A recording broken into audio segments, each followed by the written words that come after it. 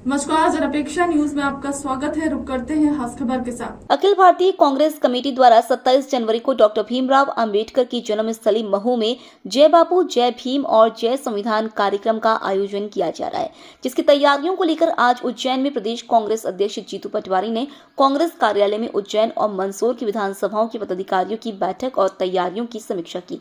इस दौरान उन्होंने बताया कि कार्यक्रम में सांसद राहुल गांधी, मल्लिकार्जुन खड़गे एवं सांसद प्रियंका गांधी सहित कई बड़े नेता और हजारों कार्यकर्ता शामिल होंगे।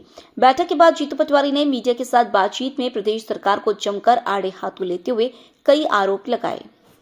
ऐसा है, आज उज्जैन की 3 विधानसभा और मंदसौर की 4 विधानसभाओं की मीटिंग है।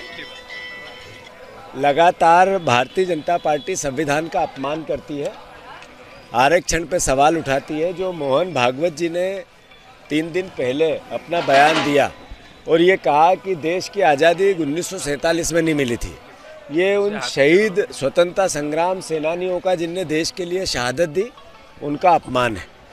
राहुल गांधी जी ने कल इस मुद्दे को लेकर पूरे देश में जिस तरीके का एक मैसेज दिया कि आखिर इस देश को संविधान से चलाना है या तानाशाही ताकतों के हिसाब से चलाना है, अलोकतांत्रिक चलाना है। तो देश आज़ाद 1947 में हुआ, देश का संविधान 1950 में बना। देश का संविधान के अनुरूप इस देश में सर्वधर्म समभाव की भावना जगी। मोहन भागवत जी उसको भी चुनौती देते हैं। तो मैं मानता हूँ कि यही लड़ाई है। एक तरफ विचारधारा है जो प्रेम प्यार मोहब्बत की है, भगवान राम कृष्ण की है, पैगंबर गुरु नानक देव जी और हमारे गौतम बुद्ध की है। दूसरी तरफ भारतीय जनता पार्टी की कट्टरता की विचारधारा, इसके बीच में लड़ाई है। मैं मानता हूँ इसको लेकर महू में आयोजन हो रहा है, जिसमें जय बापू, जय भीम, जय संविधान, ये भावना देश के आम नागरिक को देश से प्रेम होना चाहिए, संविधान से प्रेम होना चाहिए। अपने अपने धर्म की जय हो पर संविधान की भी जय हो, ये भावना इस देश में जब तक नहीं बनेगी, मैं मानता हूँ ये देश सैकड़ों लाखों साल तक जो इसकी प्राचीन इतिहास है उसको हम दोहरा नहीं पाएंगे। तो फिर से राहुल जी आ रहे हैं 27 तारीख को महू, हमारे खड़गे जी आ रहे हैं, प्रियंका जी, सारे CWC के मेंबर आ रहे हैं। पूरे प्रदेश में सारे नेता उस कार्यक्रम की तैयारी कर रहे हैं। सारे हमारे संभागीय हमने इसके लिए प्रभारी बनाए गए सीनियर नेताओं को। और मैं उज्जैन की जनता को भी आह्वान करने आया हूँ कि आप सबको भी प्रार्थना करने आया हूँ, कार्यकर्ताओं को जो संविधान से प्यार करता है वो आमंत्रित है उज्जैन महू 27 तारीख को, बाबा साहब अम्बेडकर की जन्मस्थली। इसके लिए मैं आज मेरा आने का औचित्य बना है। पर साथ ही साथ जैसा मैंने कहा कि मुख्यमंत्री उज्जैन के हैं और मोहन यादव जी जब से बने हैं उनको प्यार है कर्ज से, क्राइम से, करप्शन से और कमीशन से। जब से ये मुख्यमंत्री बने आप देखोगे कि सोने के बिस्कुट जंगलों में मिलने लगे हैं। रोज लोक आयुक्त का काम होता है कहीं छापा डालो और केवल एविडेंस मिटाओ। वो डायरी जिसमें नाम थे कि इतना बड़ा पैसा 2000 करोड़ रुपए इकट्ठे किए सौरभ शर्मा ने, वो डायरी है कहाँ? और वो सौरभ शर्मा कहाँ है जो लोक आयुक्त के डर से भाग गया? दुबई में है, हिंदुस्तान में है, नेपाल में है, आखिर है कहाँ वो? तो आज तक 1 महीना हो गया।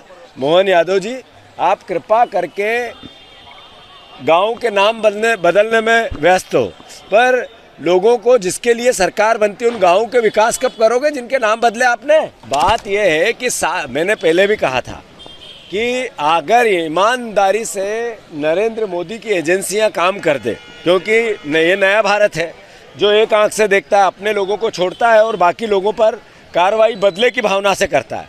अगर सही तरीके से जांच हो, पूरा मंत्रिमंडल जेल की सलाखों के पीछे होगा। गोविंद राजपूत तो बाहर रह ही नहीं सकता। एक आदमी गायब हो गया, उसकी हत्या का आरोप उसके परिवार वालों ने गोविंद राजपूत पर लगाया। फिर गोविंद राजपूत ने 100 बीघे जमीन 100 करोड़ से ज़्यादा की दान ले ली, वापस कर दी। कहाँ से आया था पता नहीं चला। फिर गोविंद राजपूत, ये सोना सौरभ शर्मा के तार गोविंद राजपूत से जुड़ रहे हैं, परिवहन विभाग से जुड़ रहे हैं। आखिर गोविंद राजपूत बाहर कैसे घूम सकता है? वो तो अभी तक जेल में होना था। हम आपको याद हो तो आज से 8 महीने पहले आए थे, आप ही लोग थे, आपने कवर किया था।